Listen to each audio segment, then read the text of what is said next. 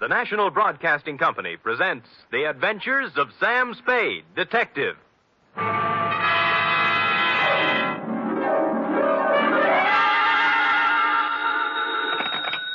Spade Detective Agency. Me, sweetheart. Oh, you. What's the matter now? Oh, nothing.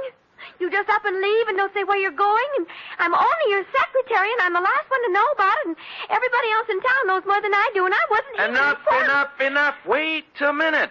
How did everybody in town know about it? Well, it was in the newspapers, that's all. In the society column, no less. Really? Well, imagine that. Florabelle Frolics column. Florabelle. Mr. Spade, the notorious private detective, is vacationing at Westover as a guest of a promising young architect, Garrett Welch. Notorious yet. Well, at least they spell my name right. I suppose you had a great time. Well, it was exciting. What did you do? Just talked over old times, F. Did a little hunting, little shooting. Did you bag anything? F, what's your language? Sam. I see you're shocked. Well, so was I. However, if you have nothing to do, hang around the office, and I will be down with several pages from my diary telling about the whole affair. I've titled them The Civic Pride Caper.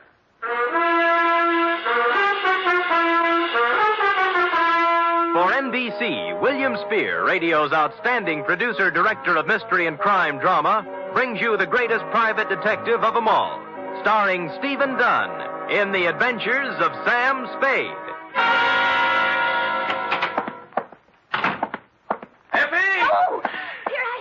Well, I thought you'd gone chicken and run out on me. You're part of this organization. You're going to bear the bitter with the sweet, along with the rest of us. I know, but I always seem to get the bitter.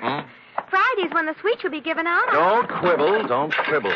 This is a nasty job we have here. We might just as well sit down and get it over with. You care for a drink? You might need it. No, thanks. I don't need false bravery. Lucky you. Well, are you ready? No, but we might as well start. Well, you know best. Date, fill it in to Garrett Welch, room 212, Fairchild Building, Westover, California. From Samuel Spade, license number 137596. Subject, the Civic Pride Caper. Dear Garrett, I'd never been in Westover before, and I found it, on the surface at least, an attractive, bustling little city. The streets were clean, and the girls were sun-kissed and friendly. Add to that the $150 you sent me by mail, and you can imagine with what pleasant feelings I arrived. I found the Fairchild Building easily enough, and room 212, well, I couldn't miss it. There were sounds of vigorous activity coming out through the transom. And when I opened the door, two men were engaged in a fight. One was big and one was little. I didn't know which one was my client, so I automatically reached for the big guy. Go on me. What do you think you're doing? What's it all about? Ask him. He'll tell you. All right, what's the story?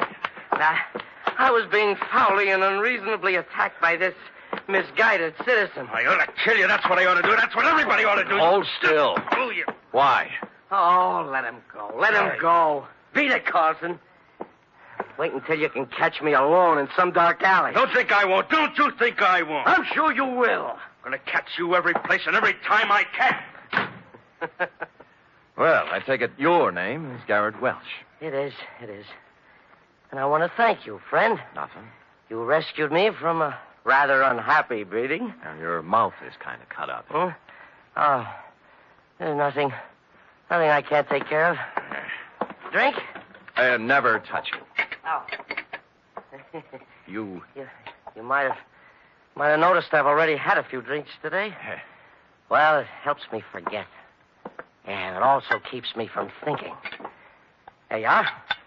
No, thanks. My name is Spade. Why did you send for me? Bodyguard? No. Let them have their fun. I don't mind. Maybe I even deserve it. Look, you're paying for my time. Why don't we get with it, huh? Oh, sure. Why not? Good. Come over here to the window. There. Look out there. Where? The far corner. Oh, you mean that building? Pile of rubbish is a better description. Well, what happened? Fire? No. It just collapsed one night. Last week. Oh. There were more than 3,000 people in it at the time. 5 of them were killed. And I don't know how many injured. Well, that's too bad. How did it happen? It just collapsed. Another drink? No, thanks. Pardon me? It was a municipal auditorium built to honor the war dead. It cost over $1 million.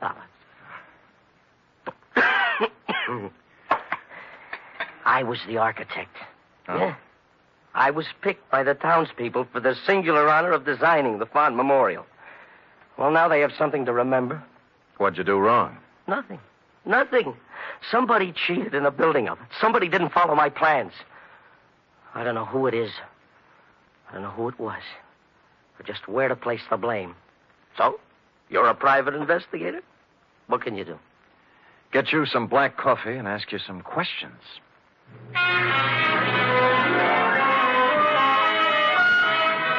He gave me a list of everybody in town who had something to do with the building. First off, I called on a man named Howard Kessley, whose construction company had the contract for erecting the auditorium. Kessley lived in an elegant house on a well-guarded estate. And after they took my gun away from me, they let me in. I waited in a room tastefully decorated with original oil paintings and oriental rugs. And eventually, a football hero-type man walked in. You from the insurance company? No, I'm a private detective, Sam Spade. Who are you working for? Garrett Welch. Huh. That's a laugh. Funny? Well, what do you want? Look, you built that auditorium. Have you any idea why it fell down? Maybe you just got tired. I don't know. Aren't you interested? We're looking into it now. Who's we? My company engineers. That Garrett Welch. An architect. We should have had somebody who knew what he was doing. Do you have any copies of the building specifications that I might look at? Sure, I got nothing to hide. You can go back and tell Garrett Welch that the best thing he can do is get out of town. Or somebody tries to knock him off and succeed. Here. There's a copy of the plans. Look at it all you want. You'll find I did what I was supposed to do.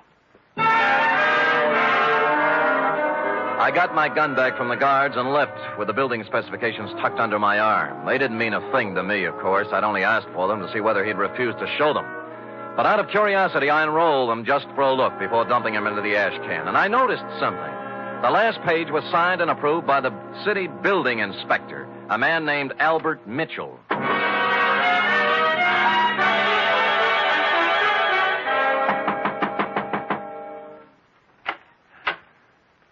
Well?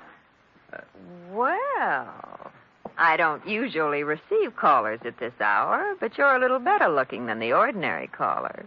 Come in. She was slim and auburn-haired and wore an insolent smile that was interesting, and a clinging silk thing that was interesting. She looked me up and down, and she took so long at it. Okay, what is it? Magazines? The gas meter? Or did you just lose your way? I'd like to talk to Albert Mitchell. Oh, he's a dull conversationalist. You wouldn't have any fun. Well, I wasn't exactly looking for laughs, Mrs. You are Mrs. Mitchell? More or less. Right now, less. Soda or water? What? And your drink. Oh, thanks, but I took the pledge last Halloween. What did you want to talk to Al about? Well, what else? The auditorium that collapsed. Well, he stepped out for a while. Why don't we just make ourselves comfortable? I have a standard answer when I'm on duty. Thanks anyway. Duty? You a cop? I've never seen you around this town before. Private-type investigator. Sam Spade. My name's Kitty.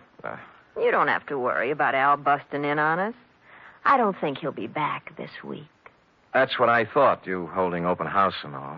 What's the matter? The pressure get too heavy for him? Look, Sam, they had a hearing a couple of days ago. It was all decided. Nobody was to blame. I think Al went fishing or something. Where is he? How should I know? I'm only his wife. Well, you know what they say about a man who runs. Yeah, so why don't you stick around? You don't look like a coward to me. Well, when it comes to redheads, I really am. So long, Kitty. But... Oh, by the way, if Al does ever show up, tell him I took a room at the Embassy Hotel. I'd like him to call me. I won't tell him a thing. Come back here, you coward. Hey, Sam!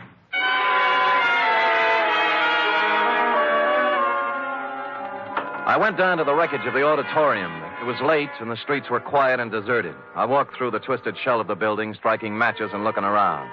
I didn't know what I was looking for, but apparently I wasn't the only one visiting the scene of the crime. I was standing just inside the gutted remains of what was once the lobby when it happened. Gunfire cut loose at the back of the building. I ran toward the noise, and when I turned the back corner, I saw a cloud of plaster dust where the shots had apparently been fired. There were no people or cars in sight, but on the sidewalk, on hands and knees, was a man. Rats. Double-crossing dirty rats. Save me. Don't let me die. Kitty. He grabbed my legs and tried to pull himself up. His face was a gargoyle of pain. I reached down to help him, but he slipped back to the sidewalk, dead. 4 bullets had gone through his back. A billfold fell out of his pocket. It was loaded with identification, and everything said Albert Mitchell, age 40, occupation, building inspector.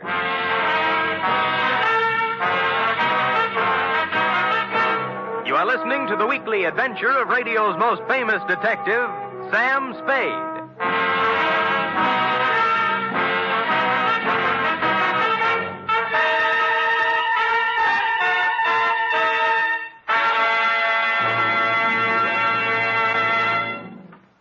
Three chimes mean good times on NBC. This Sunday, Theater Guild on the Air presents an exciting 1-hour adaptation of the Broadway stage comedy Light Up the Sky. Starring in this Theater Guild production are Joan Bennett, Sam Levine, and Thelma Ritter. And on Sunday, you're invited to another hour-and-a-half broadcast of The Big Show, starring Eddie Arnold, Jack Carson, Eddie Cantor, Olivia de Havilland, Martha Ray, Meredith Wilson, and many more. Your MC, of course, is the glamorous and unpredictable Tallulah.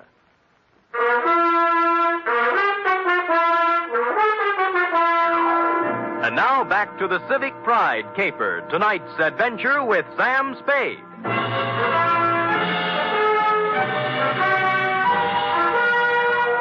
A good many other people had heard the sound of Albert Mitchell's assassination, and before long a crowd had gathered. Among them were several minions of the law. They took 2 people in tow, the dead Mitchell and the live Spade. The Westover Police Department had themselves a fine time over me. It seems I was hired out-of-town killer and therefore eligible to be questioned all night. They worked hard at it, but in the morning they had to admit defeat and release me. I think they only did it because they didn't want to pay for my breakfast. By then I was pretty mad, and at 10 o'clock I walked into the mayor's office and demanded an interview. I got it. The whole thing, Mr. Spade, was regrettable. But after all, you are a stranger here. And when a man is killed and someone happens to be in on the scene, questions have to be asked. Your Honor, I'll let it pass in the interests of law enforcement. Good. Our report on you from San Francisco gives you quite a reputation as an investigator.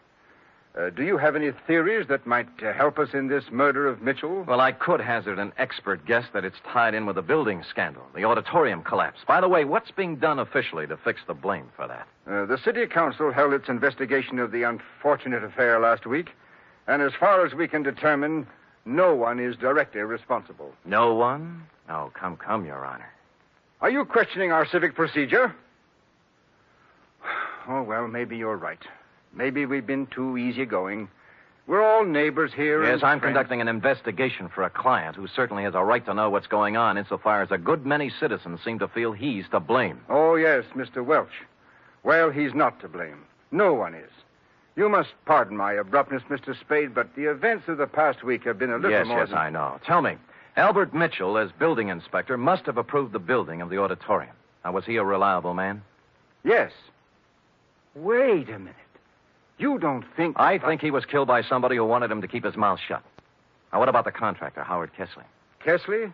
Born here. Brought up here. He's built about 1/3 of the structures in Westover. Uh-huh. Every one of them, except the auditorium, is standing today. No, I don't think you can build up a case... I'm just examining the possibilities, Your Honor. You have to begin with the people who had something to gain from this thing. Where there's graft, there might be murder. Where are the purchase orders for the materials used in this building? That was the first question I asked. I was told they were destroyed with all the other useless paperwork that accumulated from the construction job. Oh, great. That certainly makes it convenient for somebody. Mr. Spade, I don't wish to... And I can't believe, as you apparently do, that this town's population is crooked and rotten.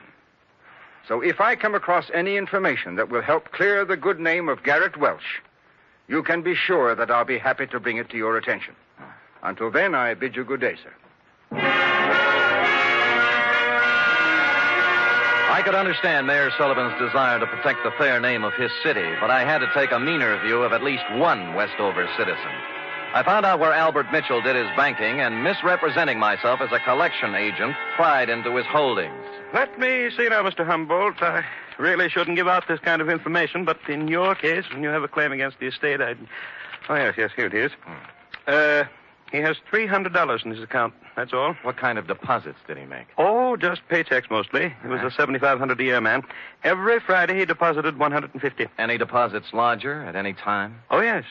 4 deposits of $5,000 each in the past year. Well, what do you know? As I recall Mr. Mitchell saying, there were payments from the estate he inherited. Yeah, thank you, Mr. Carter. You'll hear from my company soon, I'm sure. Yes. Oh, what was the name of your company again, for my records? Amalgamated Whistle. Oh, yes. Preferred. Oh, yes, of course. That inheritance gag was right out of the Kefauver investigation. An inheritance is paid in a lump sum, practically never in 4 payments of $5,000 each. I didn't know whether Mrs. Mitchell was receiving, but I decided to find out. When I knocked at her door, all was quiet inside, but a second after my knock, there was a burst of sorrow. When she came to the door, there were 2 rather impossible-sized tears flowing down her face. For widow's weed, she wore a black dress, tight, satin, and low cut. Oh, Mr. Spade, I'm in no mood for talking now. Oh, just for a moment. May I come in? I guess so. I'm really kind of alone and lost. What is it you want? I must apologize for intruding on your bereavement, Mrs. Mitchell. I'm not usually as callous. Oh, that's all right. But I'm not sure I can help you any. I'm so broken up. What is it, camphor? What? Whatever you used to make those tears. All right, so I can't really cry. I never have, but it's expected of me. Yeah, all right. In that case, I sympathize with you. What do you want? Kitty, your dear departed husband made $7,500 a year and deposited $20,000 in 8 months. Now, what about it? I don't know anything about his money. All I know is that the bank told me he had only $300 left. What'd he do with it? He spent it on other women. Oh, I see. So the artificial tears do make sense, I guess. No, you don't understand. It's not that simple. It's funny, Sam, because I really mean it. Oh, I know how stupid I look in these clothes. And I did use camphor on my eyes because I wanted to cry. I wanted to cry for all the good days and the good years Al and I had. But the bad years kept getting in between, and I couldn't do it. I like you better all the time, Kitty. I knew you were real pretty. Now it turns out you're pretty real. I really loved him, and he loved me. But we kicked it away because we both wanted more excitement than this town or his salary could give us. There was no place to go. We just didn't get along. He was out spending his money on other women, being a big shot.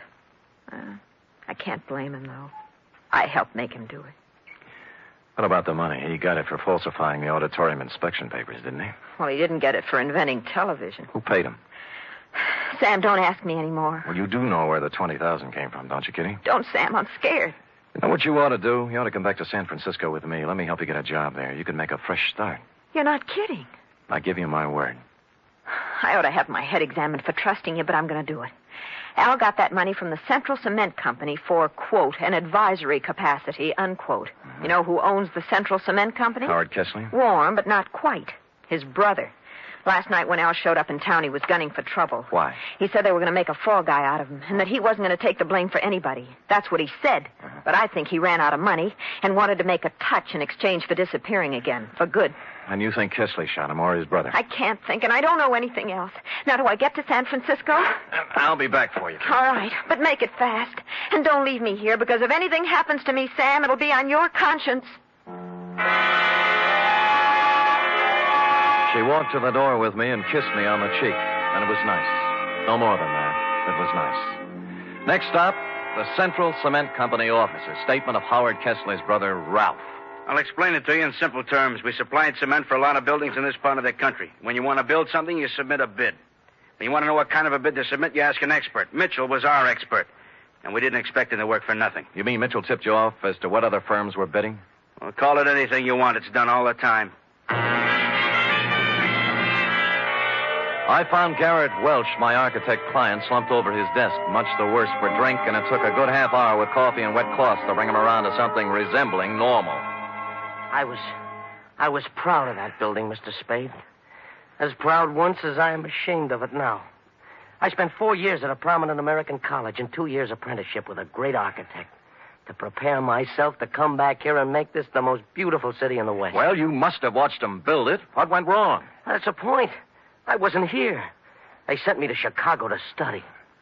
And I bid for it. What they really wanted was for me to be out of the way. Who are they? The city council. Oh, why bother? Just tell me how much I owe you and we'll just forget it.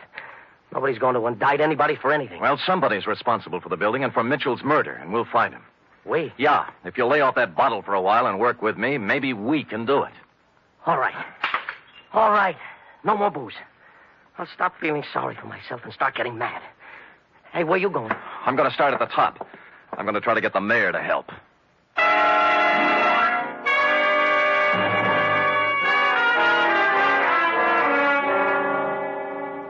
You say you've turned up something, Mr. Spade? A lot of something, Your Honor. I ferreted out copies of the purchase orders for the materials used in that building. They were generally inferior and below the quality required by sound engineering and the law. Oh, you can't mean it. I do. You can inform your district attorney that in a matter of 2 or 3 days, I will move for an indictment of several people in this community for gross criminal negligence. Now, I want to know whether or not I'll have your full cooperation. There's no question of that. I'll cooperate with you fully to prosecute. Thank you, Your Honor, and good day. Just a minute. Yeah? About Howard Kesley. What about him? Do you still consider that he is subject to suspicion? The families of the 5 people who died in the ruins would think anybody who was concerned in the building project were subject to suspicion, Your Honor. Mr. Spade, you know about politics. Certain people contributed campaign funds and got me votes. Kesley? I've been in a difficult position. I've been weak, perhaps. Maybe I haven't wanted to look too closely at certain possibilities in this horrible affair, but I promise you I won't stop now. It doesn't matter what happens. My first duty is to the citizens of this town. Well said, Your Honor. Just tell the same thing to the other members of the city council. Tell them that if I kick the lid off this garbage can, it's going to make Westover smell pretty bad. You'll hear from me, Mr. Spade. I guarantee you.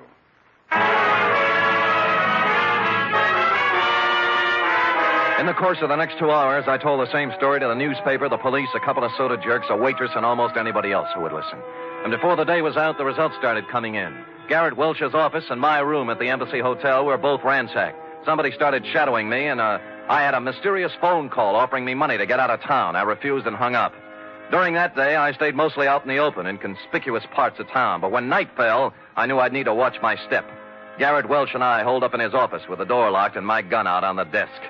Around 11, we got a little action. Well, speaking. Yeah? Yeah, okay. It's for you, Spade.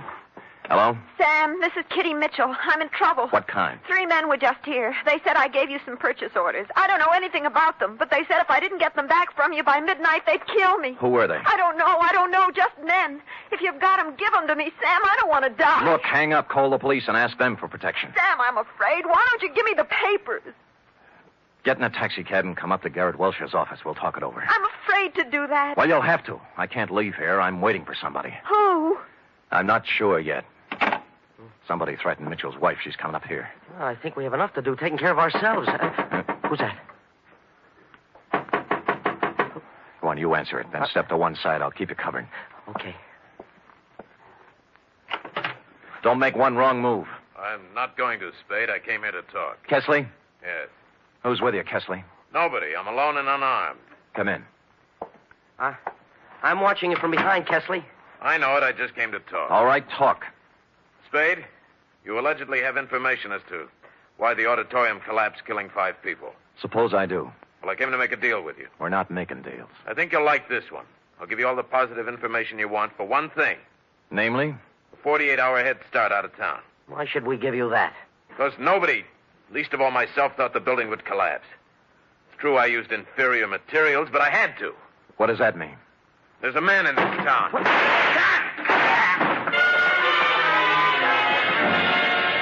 The door was suddenly kicked wide, and a blaze of bullets flew across the room. Kesley's mouth opened in shock, his knees buckled, and he pitched forward, bouncing off the desk to the floor. A tall, silver-haired gentleman was behind the gun. I caught him shoulder high, spun him around. The gun fell out of his hand, and Welch and I were on him in a second. All right. I've done all I'm going to do. I'm hurt. I'm wounded. Well, Your Honor, you're better off than Kesley.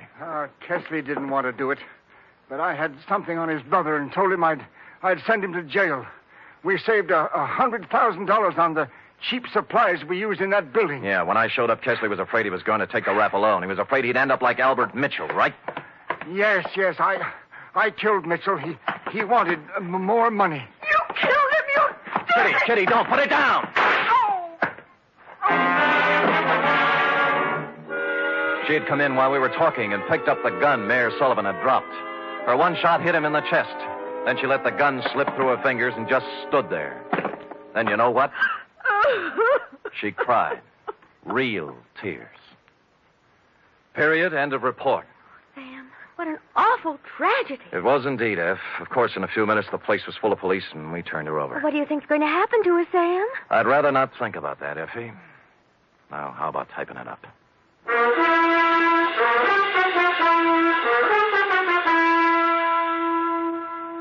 Three chimes mean good times on NBC. There's fun this Sunday with two of your favorite families, the Blandings and the Harrises. Mr. and Mrs. Blanding stars Cary Grant and Betsy Drake in the title roles as the owners of the famous Dream House. And the Phil Harris-Alice Faye Show brings you Phil and Alice with more of their merry antics, plus Frankie Remley, Brother William, and the entire cast. You're invited this Sunday.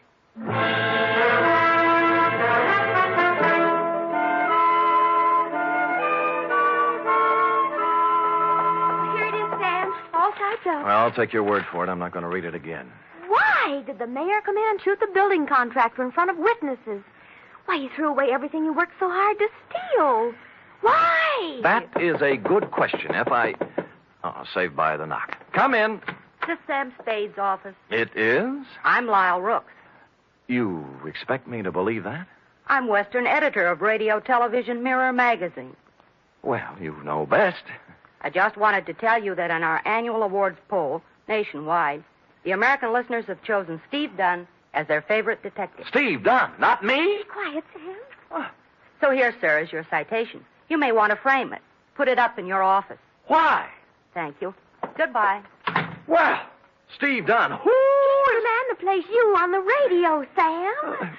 Oh, he's handsome. Well, do you love him better than you love me when I'm burning up with passion for you? Are you really burning up, Sam?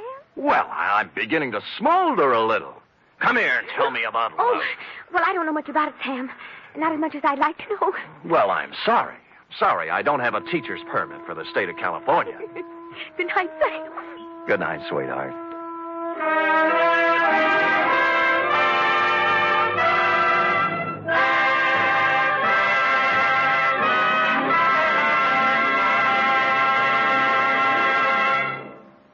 The Adventures of Sam Spade are produced, edited, and directed by William Spear. Sam Spade is played by Stephen Dunn. Lorene Tuttle is Effie.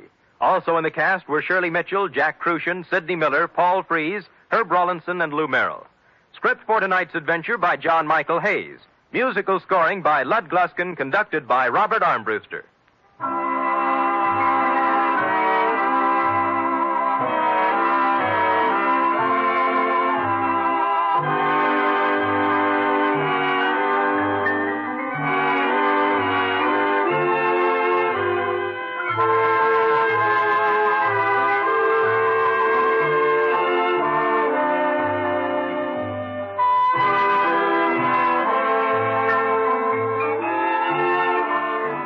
Join us again next week, same time, for another adventure with Sam Spade.